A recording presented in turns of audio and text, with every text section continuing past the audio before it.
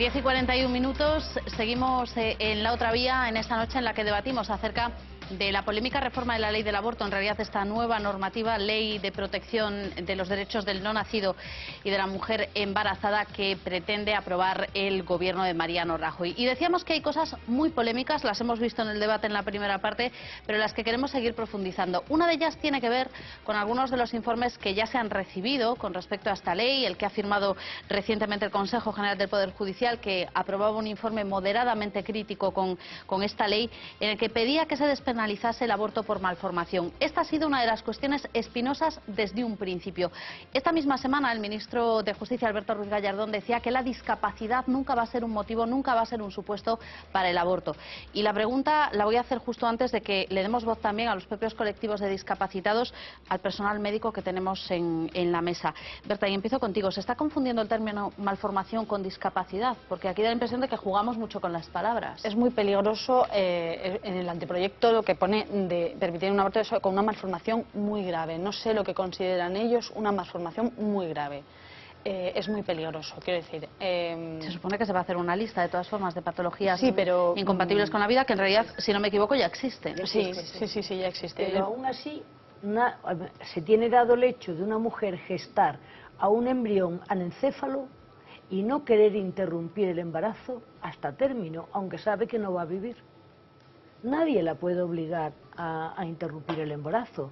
Pero con esta ley no se impide. Con esta ley, pues no sé lo que va a pasar. Te van a obligar a ello, aunque luego no se sabe para qué va a servir ese embrión o ese feto, si le falta. Ahí también entra el tema de, o sea, tú tienes lo que dices tú, o sea, una malformación o una discapacidad, ¿no? O sea, ahí está el límite.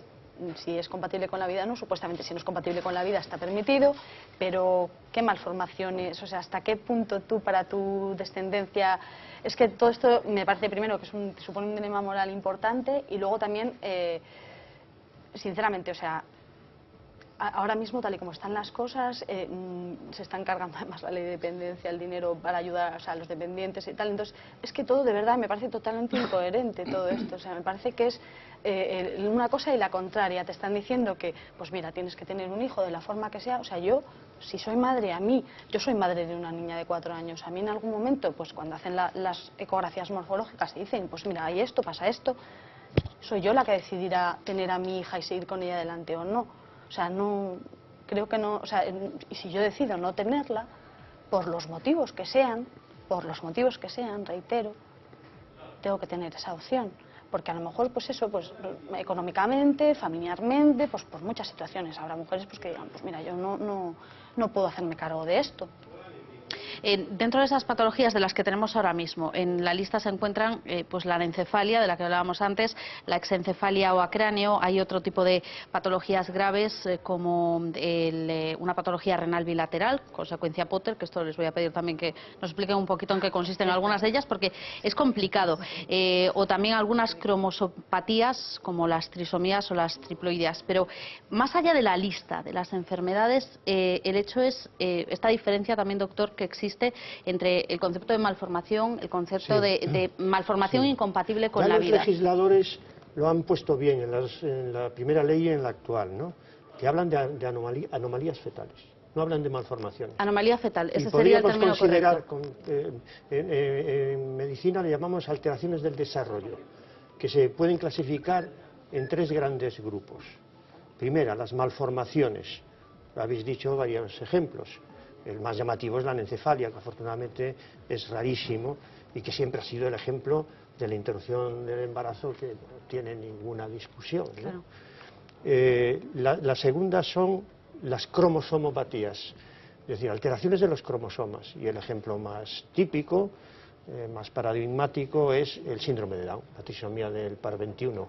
Realmente no son malformados, pueden tener alguna dismorfia, lo que tienen es alteraciones cromosómicas, en este caso un cromosoma de más en el par 21. Y la tercera anomalía fetal son las alteraciones genéticas. Alteraciones genéticas que, pues, la hemofilia, una alteración genética, ¿no? Y que en algunos casos se sabe que hay mujeres que tienen mucho riesgo de tener una alteración genética porque algunas se heredan, ¿no? Se heredan. Entonces, con respecto a la ley actual, yo creo que se han metido aquí en un lío tremendo, ¿no? Porque, como creo que tú decías, es muy difícil clasificar la gravedad de dichas... Poner los límites. Yo creo que eso es imposible. La actual ley sí ha puesto unos límites en determinadas malformaciones, que la interrupción podría ser incluso pasado las 22 y las 24 semanas, porque son claramente incompatibles con la vida. O porque quizás se detectan más tarde. ¿Hay algún tipo de patologías que se pueden detectar más tarde? Hay algunas malformaciones, así como las alteraciones cromosómicas se pueden detectar bastante precozmente, como es el síndrome de Down, y bastantes malformaciones se detectan relativamente pronto, pero relativamente pronto algunas son en la semana 20, que ya es un poquito tarde para la decisión de la madre. La interrupción del embarazo ya es un poquito más peligrosa, lo que decíamos antes, que el plazo se pone también porque es más seguro. Entonces, mi pensamiento al respecto es que ha sido un error por parte de este gobierno en el proyecto de ley no haber incluido a las anomalías fetales. Y hacer una redacción, bueno, ¿quién soy yo para decir cómo hay que hacer la redacción? Serán los legisladores, ¿no? Una redacción muy laxa, muy flexible, para que no haya problemas al respecto, porque son situaciones tremendamente dolorosas para la madre, de una enorme preocupación para la familia, para el médico, y son situaciones que hay que resolver, como digo, pronto. Bueno, esto... Perdona que te interrumpa un momento, Rosa, que no hago más que interrumpirte, pero bueno, es que queríamos darle voz también a los propios colectivos, precisamente de personas afectadas por algún tipo de discapacidad, porque se está hablando mucho de esta cuestión. Esta semana hemos tenido oportunidad de estar con dos de ellos y nos han explicado también su punto de vista al respecto de la reforma de la ley.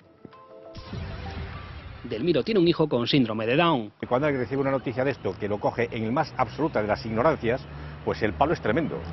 Después las cosas van cambiando cuando empiezas a conocer, empiezas a ver, empiezas a saber. Él y su mujer se enteraron cuando Javier ya había nacido y nunca se han cuestionado si hubieran puesto fin al embarazo si se enteraran antes. Yo creo que eso es un planteamiento que nunca se hace. O sea, surge, está ahí y vamos, a mí que me digan y que me lo quitan. Y vamos, y puedo hacer de todo, bajo ningún concepto.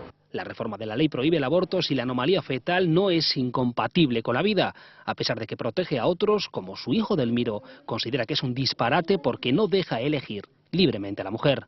A mí me parece bien que una persona, por la razón que sea, tome la decisión que te quiera tomar en un momento determinado. María Jesús critica también que la gestante no pueda tomar sus propias decisiones. El hecho de que no puedan ejercer pues una interrupción voluntaria del embarazo, pues sí que puede llegar a ser una coartar su libertad. Pero agradece que la discapacidad se excluya como uno de los supuestos para abortar. Presuponer que un recién nacido, cuando nazca, va a tener discapacidad sin más, claro, puede ser una presunción, pero hasta que se esté en la vida, pues no se puede valorar. Ella misma tiene una discapacidad, pero eso no le impide hacer vida normal. Tengo una discapacidad física, neuromuscular degenerativa, que me provoca dificultades en el caminar. Se me detectó de pequeñita, así a los 2 años. Tanto para María Jesús como para Delmiro, reformar la ley del aborto no era una prioridad. A día de hoy tenemos muchas otras preocupaciones importantes, como el paro, el desempleo. Me interesaría más que se preocuparan un poco más por todas las personas que tienen una dificultad, que ya están aquí. 4 millones de personas tienen algún tipo de discapacidad en España. 1 de cada 4 no reciben ningún tipo de ayuda para realizar las tareas para las que tienen la discapacidad. Esto es lo que nos han contado, Rosa. Sí, con respecto a este tema, pensamos que, a ver, porque claro, pasou o vídeo, as anomalías, as mulleres que queiran seguir cos seus embarazos, aínda que lle diagnostiquen unha enfermidade do feto grave, poden facelo. E nós crearíamos unha plataforma e 2.000 e 1.000 plataformas se alguén lle prohibise eso a unha muller. Estaríamos nas rúas gritando para que esa muller que quere ter ese fillo con unha malformación ten dereito, pero a lei actual pode facelo. Ahora ben, que sucede con aquelas nais que non queren seguir con un embarazo? Aquellas mulleres Que non son nais mulleres, aínda, son mulleres, aínda non son nais. Aquellas mulleres que queren interrumpir teñen que pasar por un periplo, unha auténtica odisea de sufrimento.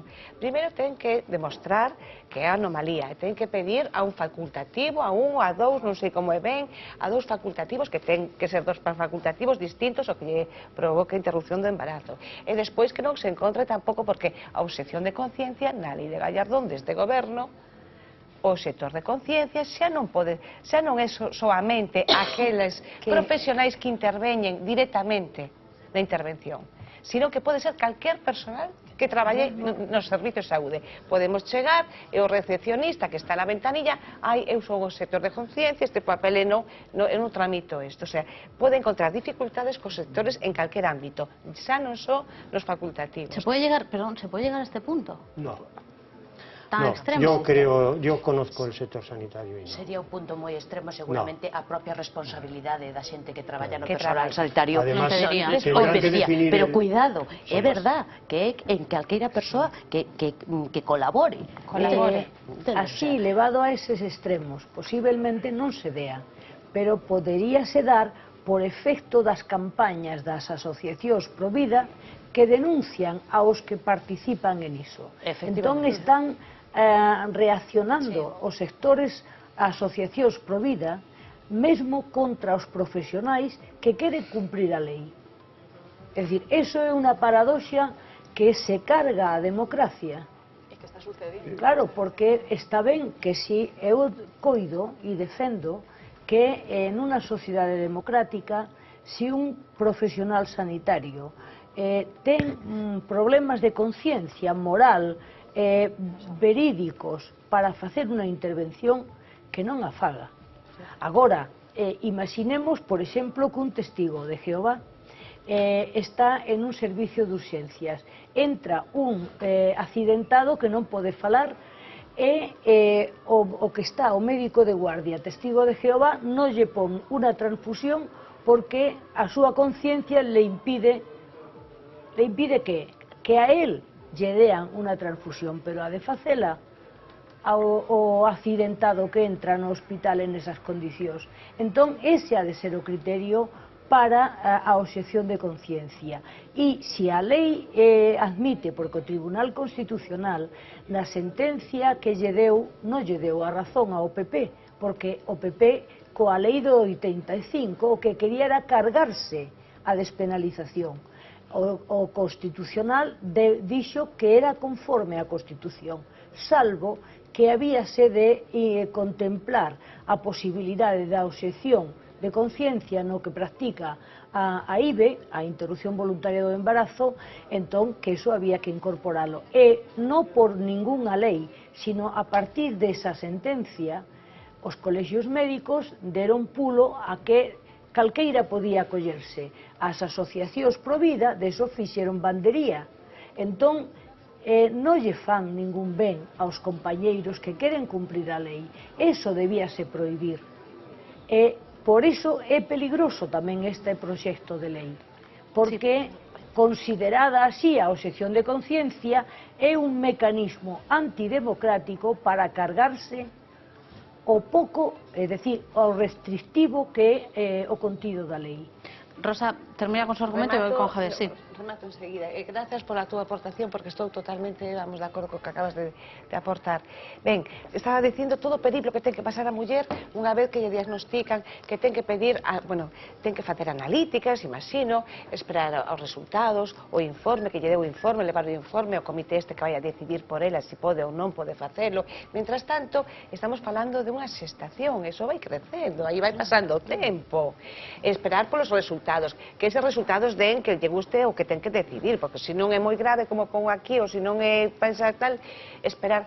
Pero realmente alguén se cree isto, que unha muller que queira interrumpir o seu embarazo, que vai esperar a 22 semanas de xestación para que lle diagnostiquen algo, e a lei o pon, E se por calquera cousa, que todos sabemos como funciona, a veces as analíticas tardan, os procesos son longos, se retrasa aínda, pode retrasarse todavía máis das 22 semanas.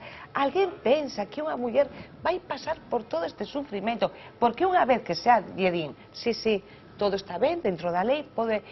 Aínda ten que esperar 7 días, no, pero ahora ten que esperar 7 días para pensarlo, todo ese periplo, no, ten que pensalo, non vai a ser que en estos 7 días, despois de pasar probas e informes, levar para aquí, traer para lá, por se acaso aínda non estás moi cometida, 7 días para que vou a pensar. Entón, as mulleres non van a pasar por este sufrimento, por esta humillación. Estoy de acuerdo contigo. Con esta humillación de estar pedindo a xente que nin a coñece, que non sabe nada da súa vida, das súas circunstancias. As mulleres, que van facer? As que poidan, cruzarán aquí, pois me vou a Portugal, me vou a Londres, ou me vou... E as que non poidan, o farán como poidan, arriscando a súa vida. Por eso, esta lei atenta contra a vida, a vida das mulleres. Con respecto a la objeción de conciencia a la que te referías, a la que os referíais, a mí me parece que no va a haber problemas, porque, desde luego, la ley hay que cumplirla. Lo que esté legislado hay que cumplirlo, y cualquier profesional sanitario, sea médico, sea enfermera, sea auxiliar, celador, tiene que cumplir la ley. Y desde el punto de vista ético, solamente podrá ejercer el derecho de objeción de conciencia pues aquella persona, el médico o la médico, que tuviera que interrumpirlo. Pero el resto del personal no solamente no está, no puede, tiene que colaborar en informar a la mujer, atenderle, decirle a dónde debe de acudir para que le atiendan, y no ser un obstáculo para que se haga un diagnóstico, para lo que sea. Yo añado que está claro que el profesional que objeta tiene que asumir algún tipo de sanción, igual que funcionaba, que es la única supuesto que nuestra Constitución reconoce la objeción de conciencia al servicio militar cuando era obligatorio. Es decir, el servicio social sustitutorio tenía el doble de duración que hacer la mili. Entonces, eso va en la carga de declararte objetor. Tú no quieres que cambien la ley, tú quieres que a ti te eximan de hacer esa práctica, pero la autoridad sanitaria tiene el deber de garantizar a la mujer que, acogiéndose a la letra de la ley, reclama una interrupción del embarazo o va a pedirla al centro de salud. La autoridad sanitaria tiene que poner los medios para que en el hospital se haga esto. Esto se lo quería preguntar a Celia, porque a veces da la impresión en esta cuestión de que siempre ha habido un choque de intereses. En este caso, pues entre el servicio público, que debe cumplir esa ley de la que hablábamos antes y que debe ofrecer a la gestante que quiere interrumpir el embarazo, por una parte, ese derecho en un servicio público, y por otra parte, que de repente nos hayamos encontrado, como se ha denunciado en muchas ocasiones, pues que pueda haber todo el personal de una planta de ginecología o de obstetricia de un hospital que es objetor de conciencia. Sí, efectivamente. A mí parece moi interesante o apunte que fixo a Ascensión, porque creo que antes no vídeo que pasáchedes saeu Gallardón dicindo es que ustedes rompieron el consenso. No es cierto.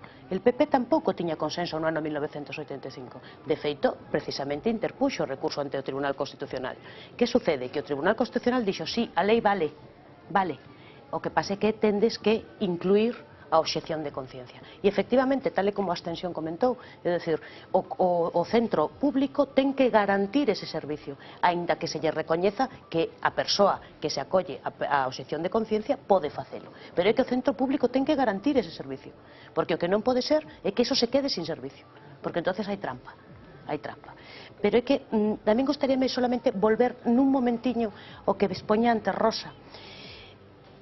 A mí pareceme que esta lei é o colmo da hipocresía. É dicir, o colmo da hipocresía. Xa dentro do seu propio nome. Vale? Dentro do seu propio nome. Anteproxecto de lei orgánica para a protección da vida do concebido e de los derechos de la mujer embarazada. Vamos a ver. La protección de la vida del concebido, con esquecemento absoluto Convén que falemos desto dos da dereitos, vida independente. Fálase de malformación de fetos, pero como se pode decir eso nun país onde se acaba de decir que o 25% dos rapaces non comen adecuadamente ou pasan fame, como se pode decir isto con máis de 4,5 millóns de parados? Como se pode decir isto cando hai xente que non está cobrando a lei de dependencia? É dicir, isto é unha desvergüenza. Como se pode falar de, sí, métodos anticonceptivos, hai que non sei que, pero si cortáchedes absolutamente todo, si non é certo que queredes os métodos anticonceptivos, non é verdad. Non teñen ustedes ningunha intención de facer unha educación sexual, en absoluto. Porque para este sector que promove esta lei, que digo, ni creo que non é ni siquiera todo Pepe, a sexualidade non existe, se non é no matrimonio e cunha finalidade reproductiva. Pero é que eso... Sí, é que é así, porque se non se pode entender que nunca existise ningún tipo de apoio a unha verdadeira educación sexual, que polo que estamos todos. Evidentemente, o aborto é o último que se recurre. Ninguén aborta por gusto. Eso es unha banalidad, unha frivolidade decirlo. Pero solamente permítideme decirvos unha cosa, decíasme. Brevemente, que tenemos que seguir moi avanzando, brevemente. sí. Esta lei, despois de pasar o calvario que dixo Rosa, se supón que os servicios asistenciais estes que teñen que informar de todo isto, teñen que decirlle á persoa que está decidida a interrumpir o seu embarazo, teñen que decirlle que a vida do non nacido constitúe un ben xurídico protegido pola Constitución e que por elo o aborto soamente resulta conforme ao ordenamento xurídico en situacións de excepción reguladas na legislación. Ojito, ojito, que es usted una mala persona, es usted una delincuente. ¿Cómo se atreven a decir esto a una mujer que está decidida a interrumpir su embarazo? Esto es la lei, vamos, es que es la sinvergüencería. Eso é negarlle os dereitos que a muller ten a la liberdade, como calqueira cidadán en un estado de derecho, es negarlo para someterlo a lo que digo eu que son designios divinos. Claro, porque non ten outra xustificación, que pode habelos para que sexa creyente, pero para ser cidadán en unha sociedade laica non é condición sine qua non. Bueno, con la legislación actual, con la que tenemos en la mano, esa ley de plazos que mañana cumple 4 años, el proceso que se sigue para practicar un aborto, en este caso, en una clínica privada, hemos hablado antes de la seguridad social y seguiremos abriendo debate sobre esta cuestión, a veces es absolutamente desconocido para el común de los ciudadanos, así que nosotros hemos querido conocer de primera mano cómo se llevan a cabo estos procesos.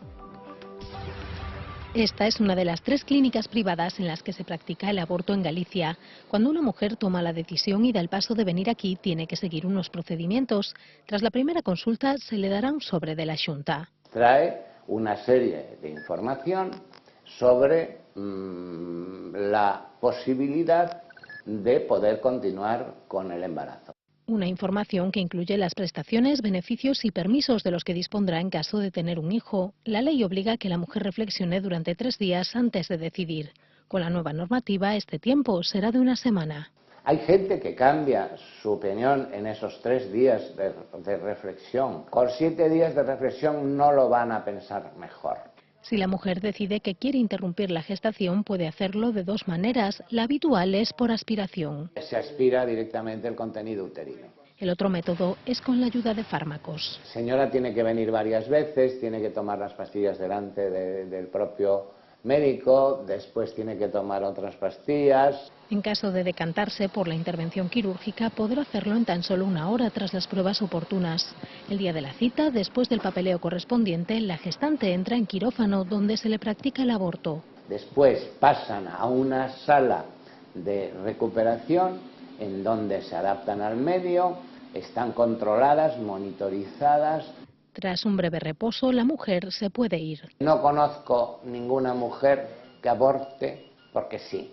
En los últimos años, abortar por problemas económicos es cada vez más habitual. Todos conocemos la situación que estamos viviendo y eso pues ha aumentado, es evidente que ha aumentado. Ruptura con la pareja o la falta de un padre que se responsabilice son las otras 2 causas mayoritarias.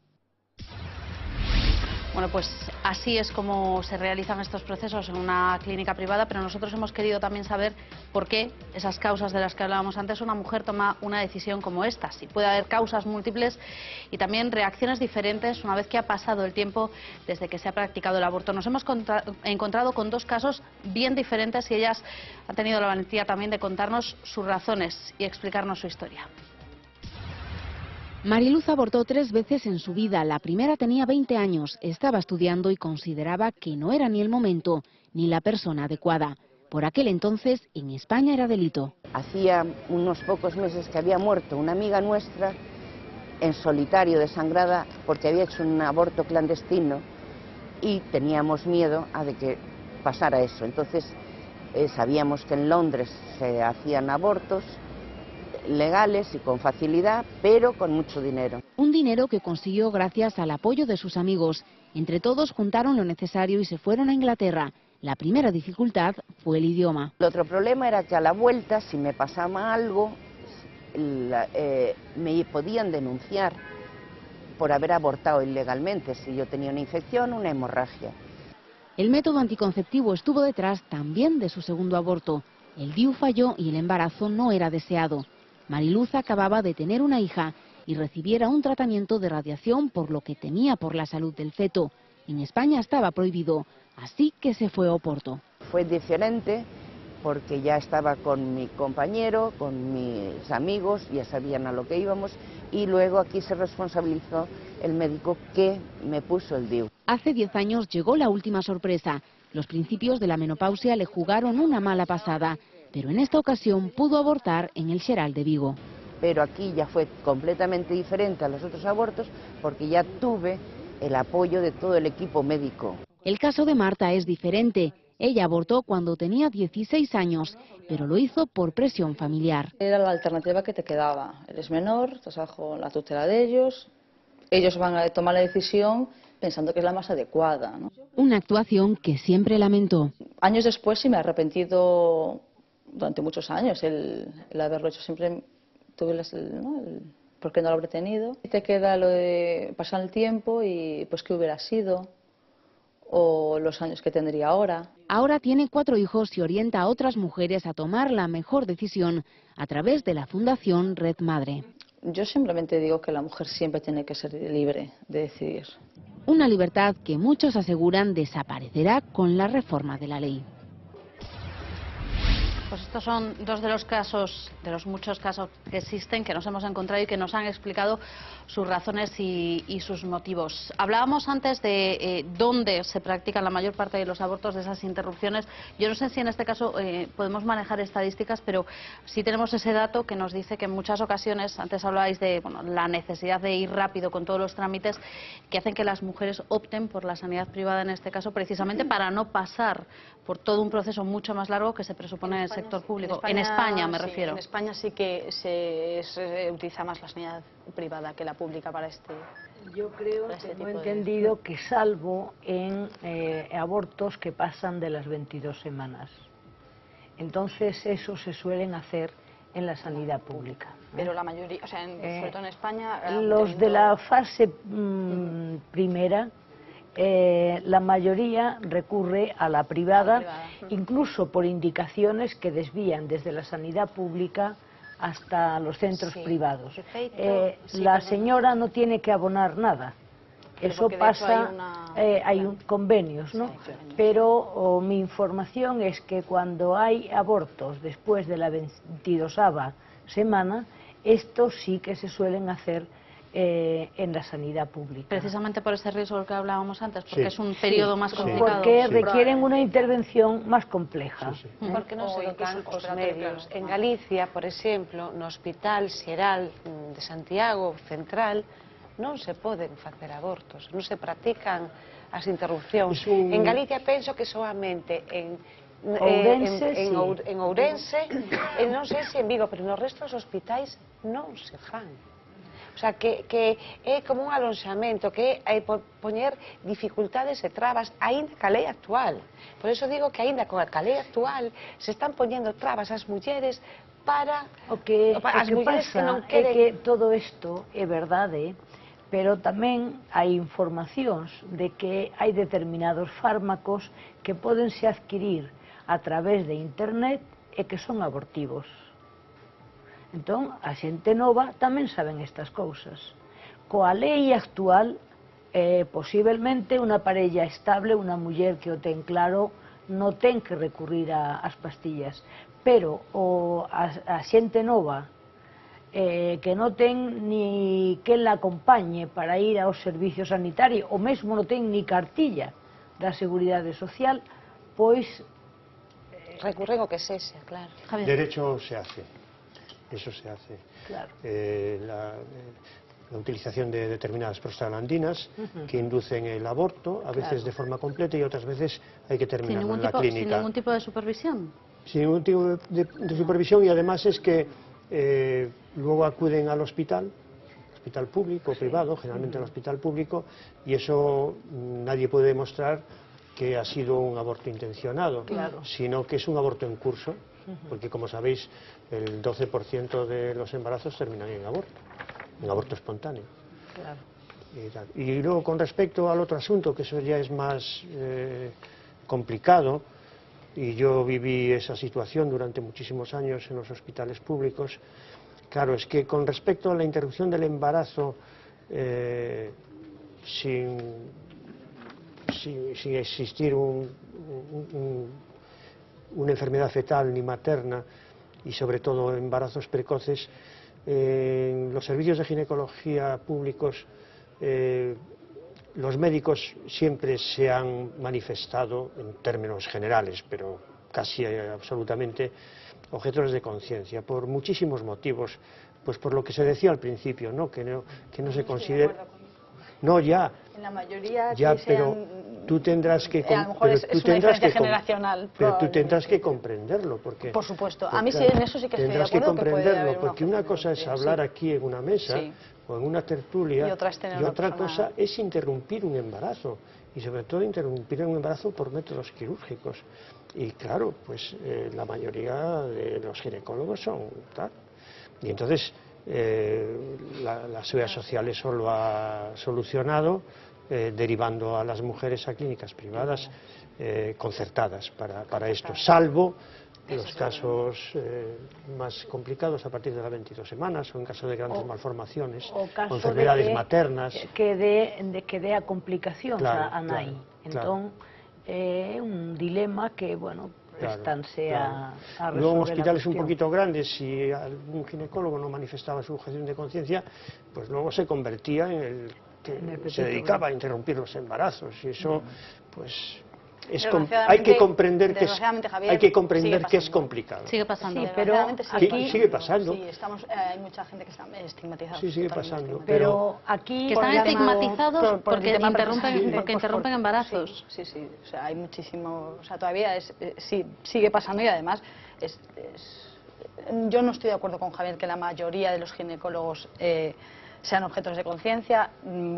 Repito, probablemente sea una diferencia generacional. Me estoy refiriendo a en los casos de los que estamos hablando. El problema era lo que usted decía, que si tú lo hacías eras el apestado, ¿no? Entonces eso a mí me parece muy grave. Pero mira, a mí es que me parecen cosas hay que tomar muy graves, las soluciones más pragmáticas, ¿sabes? Pragmáticas para el paciente, pragmáticas para la mujer que viene, no para mí. Pero claro, o sea, yo como profesional sanitario estoy al servicio pero de mis ninguna pacientes. Autoridad sanitaria le puede obligar a un médico a interrumpir. Yo estoy de acuerdo con la objeción de conciencia. Yo estoy totalmente de acuerdo a interrumpir una gestación. Por la misma razón que yo comunico a un paciente que tiene unos pros y unos contras en una intervención y él decide o no decide seguir adelante. Por la misma razón. Yo no soy la que decide si lo opero o no lo opero. Es él el que va a decidir. Pero tú tienes que comprender si a esos ginecólogos que no quieren. Es por la misma razón. Y yo lo comprendo. Le aseguro que de la misma forma que yo respeto a la gente que no quiere, me gustaría que la gente que no quiere respetara a los que sí que estamos de acuerdo. Me gustaría. Sí, pero eso tampoco lo puedes demostrar. Sí, lo puedo demostrar. Pues sí que lo puedo demostrar en la práctica diaria. Y la mayoría de las personas que estamos a favor, no del aborto, porque repito, nadie quiere llegar a ese límite, pero lo único que pretendemos es que la mujer pueda hacerla de manera legal, segura, y que psicológicamente sea de forma segura en España. Sí. Pero ese es el problema. Eso es lo que queremos, que se siga haciendo de forma segura en la sanidad pública española, que hasta ahora ha funcionado muy bien. Y digo hasta ahora porque desde hace un tiempo a esta parte las cosas no funcionan bien. Usted lo sabe porque está allí y yo también lo sé. Podemos llamarlo de la manera que queramos. Pero el debate sobre la situación de la sanidad nos daría para podemos entrar ahí porque además no estoy de acuerdo. Además es así. Además hay muchas cosas en las que... Porque hay detalles, pero la sanidad pública española sigue siendo de las mejores del mundo. Sigue siendo porque gracias a los profesionales que trabajan en la sanidad. No nos da tiempo, vamos muy mal de tiempo. Gracias a los sería otro debate, no a los gestores, gracias a los profesionales que están ahí. Gracias a todos. sea, los gestores Gracias dejan a mucho todos. que desear. Gracias a pero todos. no. Vamos a hablar de lo que sí vamos a hablar. Antes apuntábamos a lo que ocurre en otros países de nuestro entorno con respecto a las leyes y a las normas, pues que por ejemplo en el resto de los países de Europa regulan la interrupción voluntaria del embarazo. Paula, en este caso hay legislaciones de plazos, hay legislaciones de supuestos, países desde luego muy restrictivos y otros que tienen una legislación más o menos similar a la nuestra. Pues vamos a hacer un pequeño recorrido por los que están más cercanos a nosotros, por Europa, y vamos a empezar por aquellos países que prohíben directamente el aborto, empezando por el más restrictivo de todos, que sería en este caso Malta. En este país no solamente está prohibido el aborto, sino que está prohibido todas las excepciones, es decir, no tiene ningún tipo de excepción y además está penado con cárcel. En Malta la ley, como decía, no tiene excepción ni para salvar la vida de la mujer ni por motivo de malformación del feto. Puede caerle a cada mujer que aborte de 18 meses a 3 años de cárcel y solo otros 4 países en todo el mundo penan el aborto con cárcel. Está Chile, El Salvador, Nicaragua y República Dominicana. Vamos a ver ahora cuáles son el resto de países de nuestro entorno que prohíben el aborto. En ninguno de estos países hay excepciones para abortar por motivos de malformación fetal. En Irlanda sí que hay una excepción cuando está en peligro la vida de la madre. Y vemos ahora entonces otros de los países de nuestro entorno en el que se puede abortar pero con restricciones. Empezamos por Polonia, donde se puede abortar hasta la semana 12 en caso de malformación fetal. En este país también se puede abortar por riesgo para la madre, por incesto o también por violación. La realidad, también hay que decirlo, es que es bien distinta. Esto es sobre el papel, pero en Polonia las cosas realmente no son así. En noviembre del 2012, la Corte Europea de Derechos Humanos condenó al gobierno de Polonia por limitar el acceso al aborto. Legalmente hay contabilizados unos 200 abortos al año. Clandestinamente se llega a hablar incluso de 200.000. Y seguimos nuestro recorrido, nos vamos hasta Reino Unido, donde se puede abortar hasta la semana 24, siempre y cuando haya riesgo para la madre o problemas socioeconómicos también. Se puede abortar en el Reino Unido sin ningún tipo de límite en caso de riesgo o malformación del feto. Vamos ahora hasta Finlandia. Aquí tenemos diferentes plazos. La semana 12 en caso de riesgo para la salud de la madre, razones económicas o violación. Semana 20 hasta la semana 20 cuando la mujer es menor y además supone un riesgo para la salud física, y hasta la semana 24 en caso de malformación del feto o riesgo para la vida de la madre. En Italia el aborto es libre durante los primeros 90 días, que vienen siendo casi unas 13 semanas. No hay por qué dar ningún tipo de motivo. Y se puede abortar sin ningún tipo de límite, siempre y cuando sea para salvar la vida de la madre, cuando su salud física y mental estén en peligro o cuando haya una malformación en el feto. Pues bien, aquí encontramos algunos de los países más restrictivos y luego tenemos a Holanda, donde en Holanda es una de las leyes más permisivas que hay ahora mismo en Europa. Aquí se puede abortar hasta la semana 24. Así que encontraríamos la cara y la cruz, Antía, de lo que nos encontramos entre los países vecinos. Bueno, países como, gracias Paula, países como Irlanda, en que hace unos años, hace 2 años, se vivió aquella situación tan polémica de aquella mujer india de 31 años que falleció porque no se le permitió practicar un aborto, pese a que estaba muy enferma, el feto no podía sobrevivir. Los médicos esperaron hasta que el feto pues dejó de latir. 4 días después de ese diagnóstico la madre murió de una septicemia. La pregunta era por qué no le habían practicado el aborto que ella pedía. Le dijeron que la ley no lo permitía. Le respondió el personal del hospital, le decían: esto es un país católico, aquí no se puede abortar. Ella decía: yo no soy católica, soy hindú, y falleció. Esto en Irlanda, pero recordamos también aquel caso en El Salvador de una mujer que en este caso sí que sobrevivió, una mujer de 22 años en la que la Sala de lo Constitucional de la Corte Suprema le denegó, en este caso, la posibilidad de un aborto. Tenía diversas enfermedades, además pues el feto era anencefálico y aún así tuvo que seguir con el embarazo finalmente, y aunque se le denegó, lo que se permitió finalmente fue, esto yo no sé si se puede llamar de alguna manera una trampa legal, pero en fin, cuando ya había superado las 20 semanas de embarazo, lo que se le hizo fue una cesárea, un parto inducido. Se dijo que a partir de aquel momento ya no se estaba hablando de un aborto. El feto evidentemente murió y la joven siguió adelante con 22 años, tenía ya un hijo. Yo no sé, hablábamos de casos en Polonia, por ejemplo, unos 200.000 casos de abortos clandestinos. Hay algunos estudios, algunos expertos que alertan de que podría pasar en este país, de que podríamos encontrarnos con abortos clandestinos. No sé si vosotros consideráis que esto podría llegar a pasar si se aprueba la ley tal y como está en este momento. Celia. Eu penso que sí, pero que desto xa ten advertido incluso Europa. É dicir, Europa ten advertido precisamente de que... E a Amnistía Internacional ten unha OMS... campaña que é meu corpo, miña decisión. Se entrades en Amnistía Internacional e pone España, 2 puntos, en peligro a saúde e a vida das mulleres en España. Eso que pon Amnistía Internacional, que parece Correcto. que... É dicir, en marzo do ano 2007, tamén a OMS nese mesmo sentido, pero en marzo do ano 2007 o Tribunal Europeo de Dereitos Humanos manifestou nunha sentencia de dita fecha que unha vez que se acepta regular de alguna maneira os IBES, pois o que sería é que, en primer lugar e ante todo, debe asegurarse a claridade da posición xurídica da muller embarazada e, por outro lado, unha vez que o legislador decide permitir o aborto, non debe estructurar un marco legal que en modo algún limiten as posibilidades reais de obtenelo. É dicir, exactamente o contrario a isto. Exactamente o contrario a toda unha vía constante de trabas a hora de lograr que a muller interrompa o seu embarazo. É dicir, eu non digo que volvamos a estar como Polonia, pero pouco menos, coa absoluta hipocresía de un país que evidentemente volve os abortos clandestinos, volven as mulleres a sair fora, é dicir, volvemos a fai 30 anos, volvemos a esa testemunha que nos decía esa muller cando tivo que marchar a Londres con medo de volver, de si sería aquí ou non delito, que non sería delito, pero que evidentemente decía Ascensión que a podían someter a unha serie de interrogatorios e preguntas francamente incómodos e desagradables. Javier, ¿tú crees que podríamos volver a esa situación? No, yo no. Y en la perspectiva que yo tengo de mi ejercicio profesional, eso yo creo que eso en España no va a ocurrir. Entonces hay que mentir. No quiero hacer ninguna aseveración, pero íntimamente pienso que eso no va a ocurrir.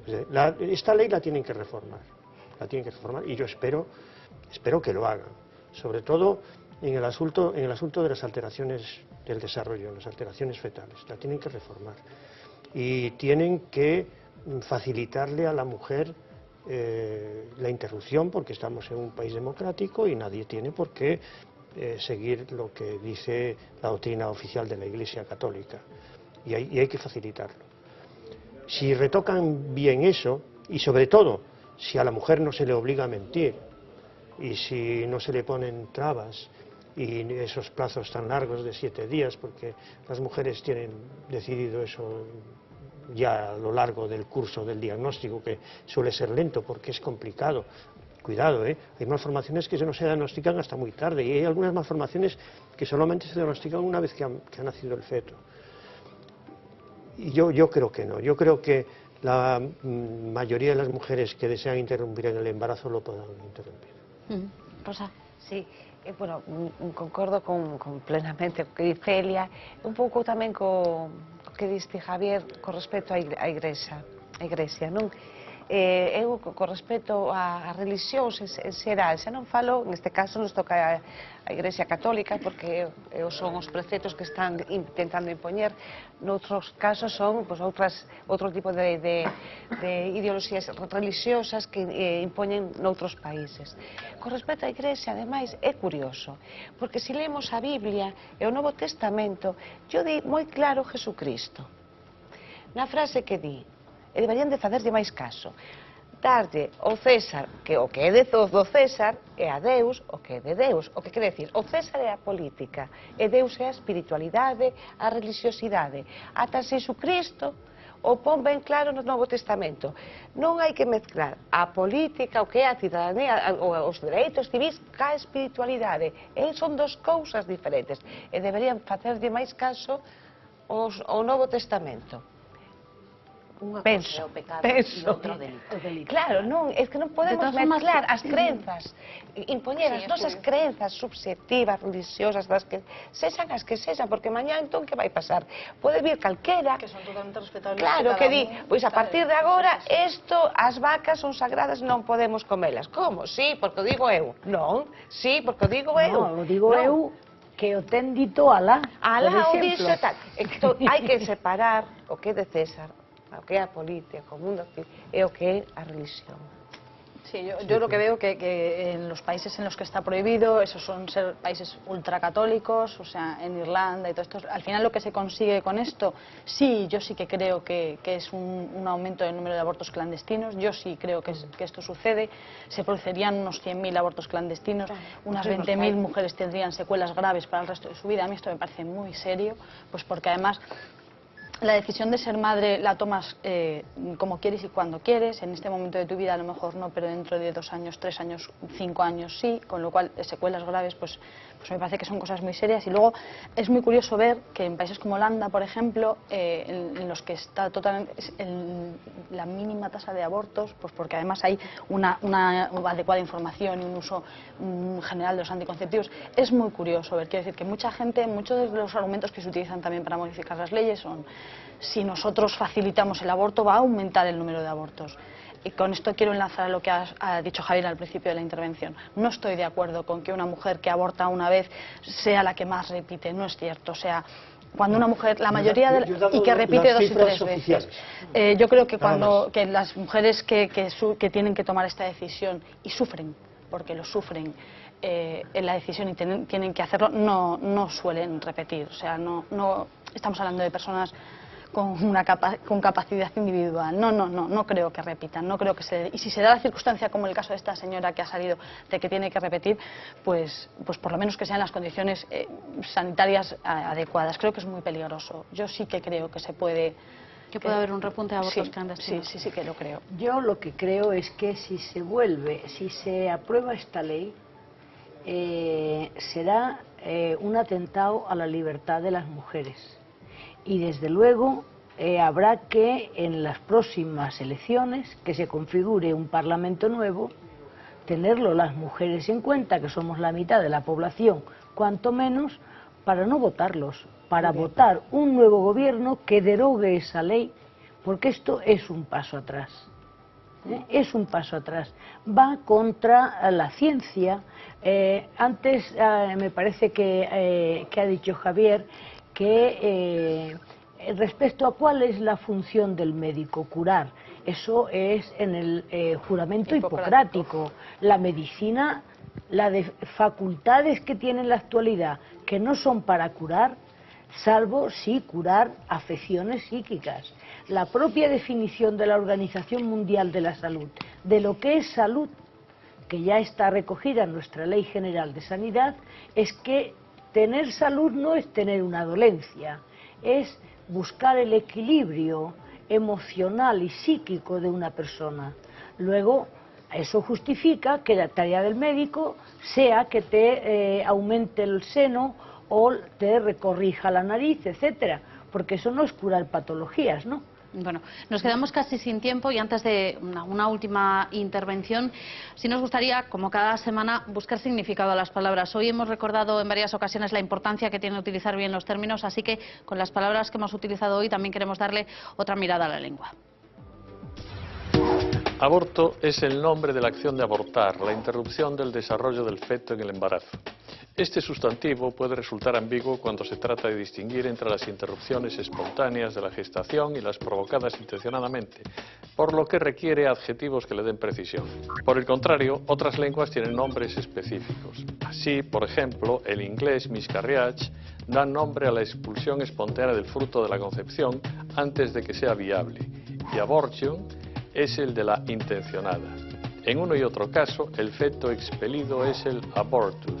Aborto procede del latín abortus, que se deriva a su vez de aboriri, perecer, abortar. En el español aparece en el siglo XV, aunque siempre hubo palabras para designar la interrupción del embarazo. Entre las ya en desuso cabe mencionar abortadura, aborso, movedura y movición. Aún se emplean abortamiento, malparto y descarrilamiento, esta de uso coloquial. Y para el feto malogrado puede emplearse muévedo. Cuando se trata de animales, en algunas regiones se emplean abortón y albortón. La familia léxica de abortar se completa con abortista, partidario de la práctica libre del aborto provocado, y abortivo, que se aplica a lo que provoca abortos. Pero en el mundo de la medicina tienen una panoplia de voces mayor. Así, el abortista es también el abortador, y lo abortivo, abortificante y abortígeno. Y en cuanto a los tipos principales de aborto, el espontáneo es el indirecto o natural y el provocado, el aborto artificial, directo, electivo, inducido, intencionado, provocado, con sus variantes selectivo y terapéutico. Buenas noches.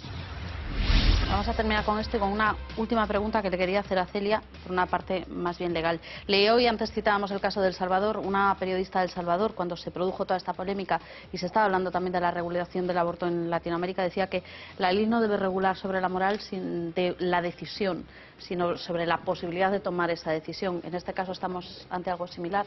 ¿Estamos regulando sobre la moral o sobre la posibilidad de tomar una decisión, sea esta cual sea? Eu penso que en cuestión de interrupción voluntaria do embarazo sempre ten que ver, é un tema polémico, pero eu repito o que dixen antes, é dicir, o que non podemos facer é que o que para algúns é pecado sexa delito para unha sociedade.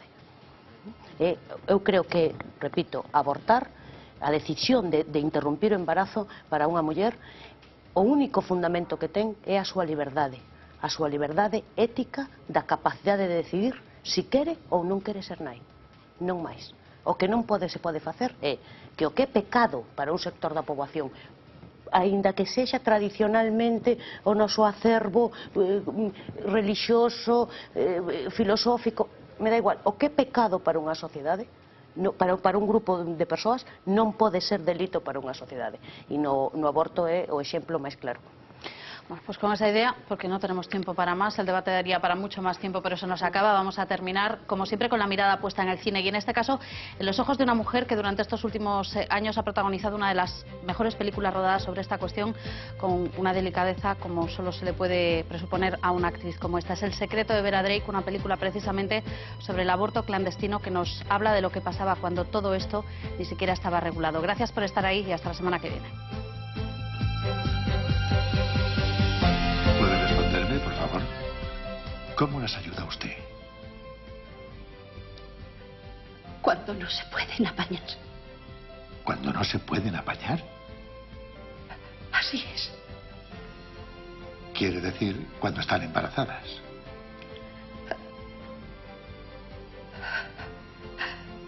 ¿Y cómo las ayuda usted?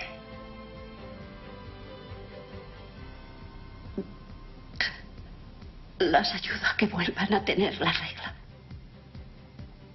Las ayuda a deshacerse del bebé. Ya les he echado a perder la fiesta, seguro. ¿Hace usted que aborten? ¿Qué es eso, señora Drake? Hace usted abortos, ¿no es así? Yo no hago eso, ¿no? Usted lo llama así, pero necesitan ayuda. ¿A quién más pueden recurrir? No tienen a nadie y yo las ayudo.